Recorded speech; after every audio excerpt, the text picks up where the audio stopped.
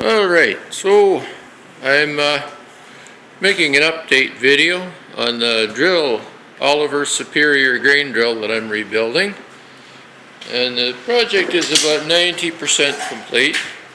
So I'll start with work from top to bottom.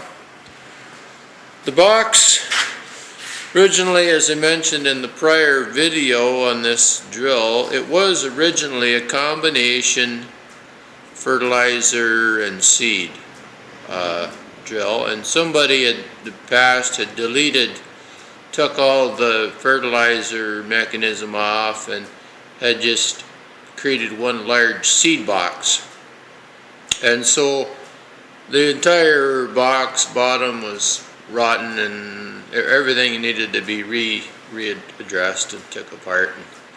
So the only thing I was able to save off the box was this front board. The front board on the box was good. So I took the box off, took it all apart. So I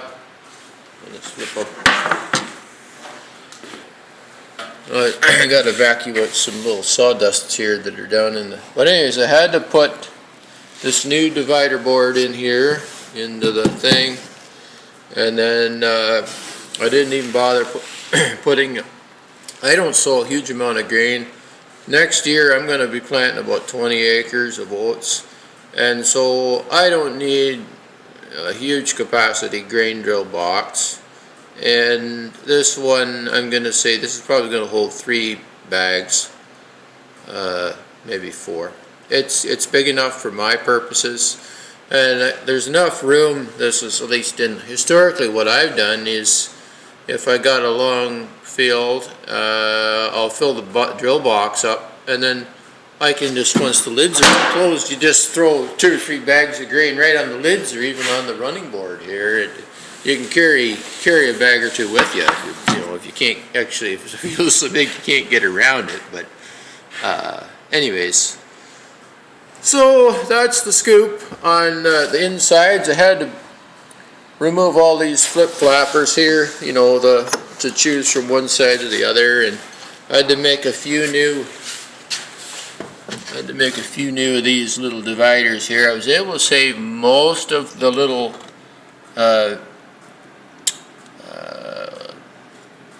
triangular shaped wedges that go in there, but at any rate, this is a low budget rebuild. I was not trying to be museum quality. I wanted to save the original. The part here that says Oliver Superior, and then it's got it's a model number 26. So I wanted to save this back board. So what I did was, the lids were all shot, warped, and the hinges were all loose. So I took the 2 back boards and saved them and used them as new lid boards. Now they're not, you know, wind and air and watertight, but this drill is never going to sit out in the rain, and it's never going to sit around with grain in it. When I'm done sowing, I take the shop vac and I suck. If there's any grain left, I suck it out, and then I take the air and I blow it out, and then the drill gets parked right back inside in the shop here. It doesn't sit out. So the runs down underneath, originally these were bolted to the underside of the fertilizer box, and they're by means of various mechanisms. So what I did was I just put this cable across here, and I just have these attached on with wires all along. They don't have to be super tight just to be on there, but they are fairly snug there. Down underneath, I had to take all of these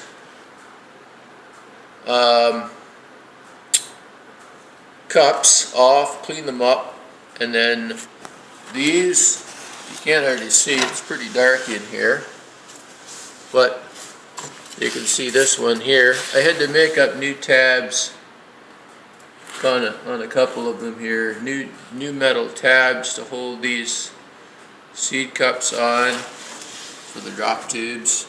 So, and then some of them, these are how they're designed. I'll get back a ways, maybe you can see better. but it's a pipe inside a pipe, like a smaller tube inside a larger tube.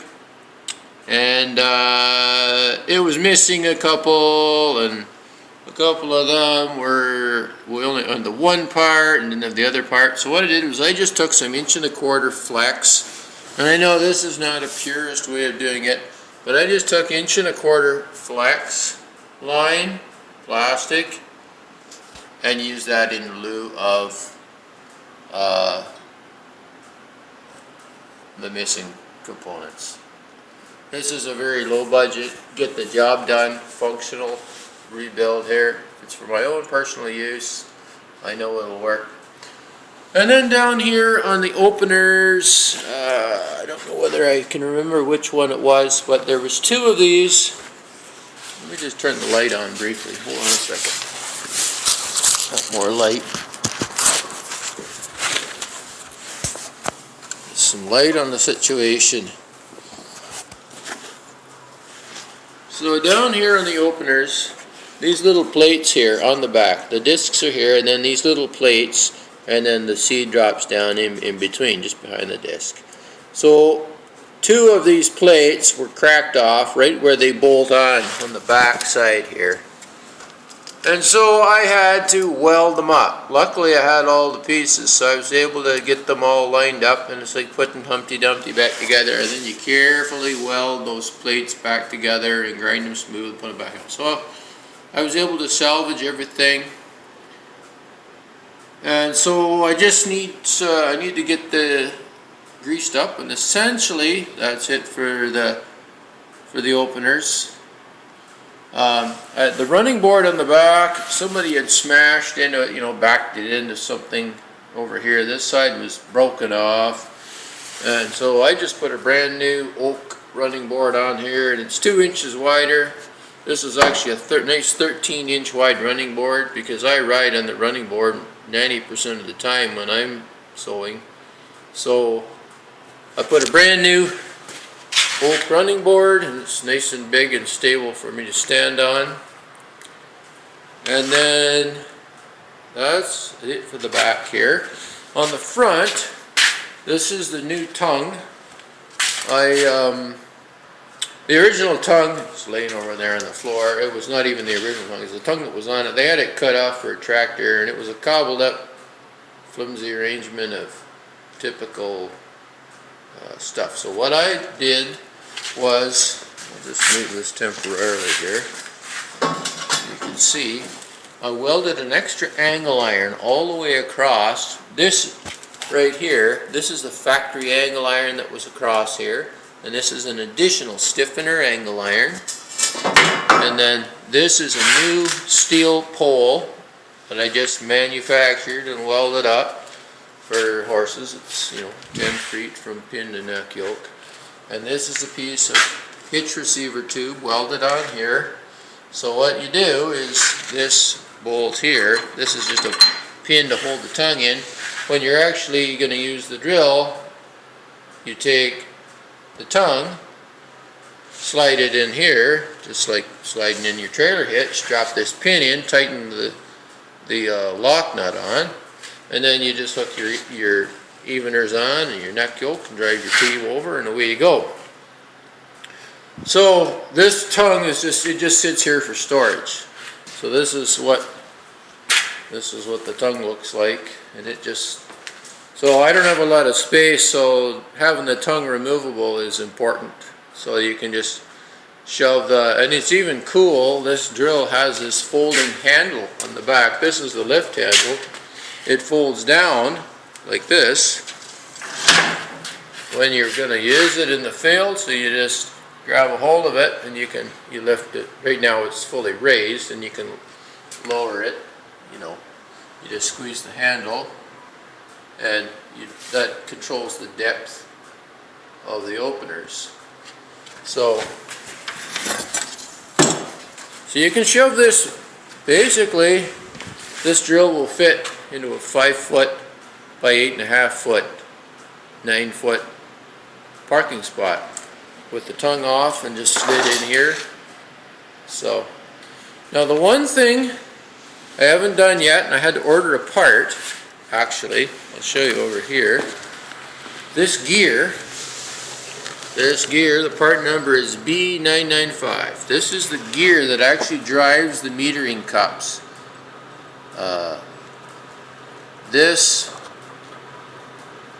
These little pieces here broke off. Originally this is supposed to have a little stub shaft coming out of it right here. So this sits and it just rotates around, or the other way actually, and it turns this shaft. This is a square 1/2 inch cold rolled steel shaft. I just bought this new. The old one is right here. I'll show you how bad a shape it's in. This old shaft had about a 360-degree twist in it from one end to the other. Somebody had put this in gear. The grain seed metering cups were seized, and they had driven ahead, or they jammed them up or something, and they put a 360-degree twist, and they broke off this stub shaft off the gear. It's a cast bevel gear, and so this is what happens when people just don't take caution in things.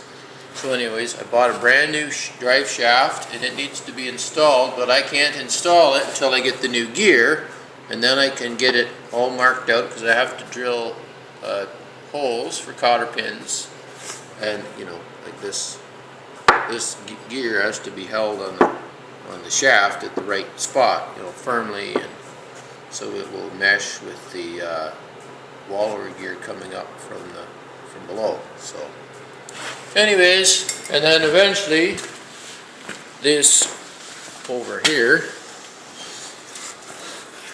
all of these metering cups here, there's a square hole in here in the actual circular thing that spins and actually feeds the seed out. All the way, 1, 2, 3, 4, 5, 6, 7, 8, all the way down. It has to be fed through very carefully. Each one of those cups has to be lined up with the square hole. And then once you get down to this other end here, where this, you can see from this side, the light over here, this is what you use to adjust your rate of seeding, but back in behind there is where that gear goes, and it goes through. You can't really see it, the light's no good, but there's a hole through a little mounting bracket there, and the shaft goes through the center of the gear, and the gear fits in there, and everything, there's keepers, and it all goes in there, and all has to run true and smooth and even and lubricated. And so a little word of advice to anybody who has an old seed drill or anything, any sort of ground drive equipment, or even PTO drive equipment for that matter.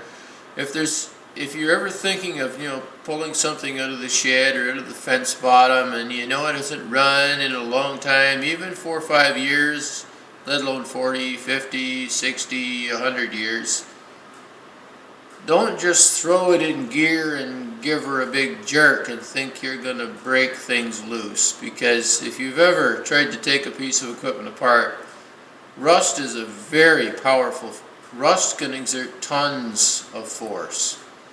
If you've ever seen a frame of a truck that's rust jacked, it can force 1/2 inch steel frames apart.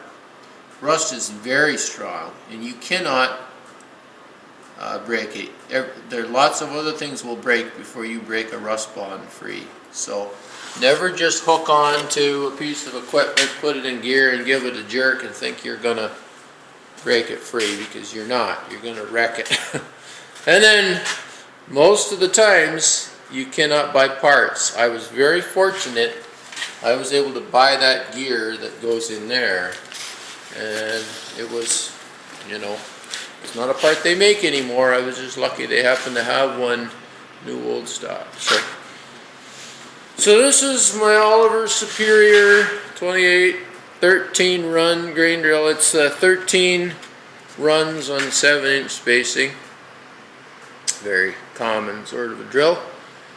And it was originally sold as a horse-drawn setup. You could buy these in tractor-drawn or horse-drawn, and you know it's horse-drawn because the lever to lift it and raise it and control everything, they're all on the back. This was the old for the fertilizer, which has been deleted here. That was the drive mechanism. The acre meter works. I took the acre meter apart, cleaned it up, lubricated, put it all back together, and it works beautiful. I don't really need an acre meter. It's just a nice thing to have on there. So that's how you can tell if you have a horse drill, is the levers are on the back, the controls are all on the back, whereas on a tractor model you would have the levers be on the front. And this sprocket here, this big sprocket right here, runs on a chain and it runs to a lift, and it's got a rope trip lift. You would pull that just like on your old steel wheel cultivator. You pull the rope and up she comes. So this one never had it. Now this little sprocket right here, that sprocket runs the grass seed box for this drill. Now I haven't got the grass seed box on it right now. It's sitting over here. I have to still go through and clean it up. But this is the grass seed box for the drill. It's standing up here on its end. But this chain here goes around that other sprocket. And so I did get it all freed up, and it will turn, but I'm not seeding anything down this year, and I really would like to give this box a rebuild the same as I did the other box, with new wood, and make it look a little prettier. And so I'm just going to hold off reinstalling it. If it was do or die, I could actually hook it on. It just hooks on brackets on the front of the box. It really just drops on, and then you just hook the chain up. That's just disconnectable chain there. I could use it, but I don't need it, so I'm not going to put it on. It's just more weight for the horses to drag around. And if it's not being used, it might as well sit here as opposed to being on the drill, just making extra weight. So that's the drill project for right now. I'm gonna get the gear by the end of next week. He figures it'll be here, and then I'll get this all back together, and then it'll be ready to go for springtime. So over and out.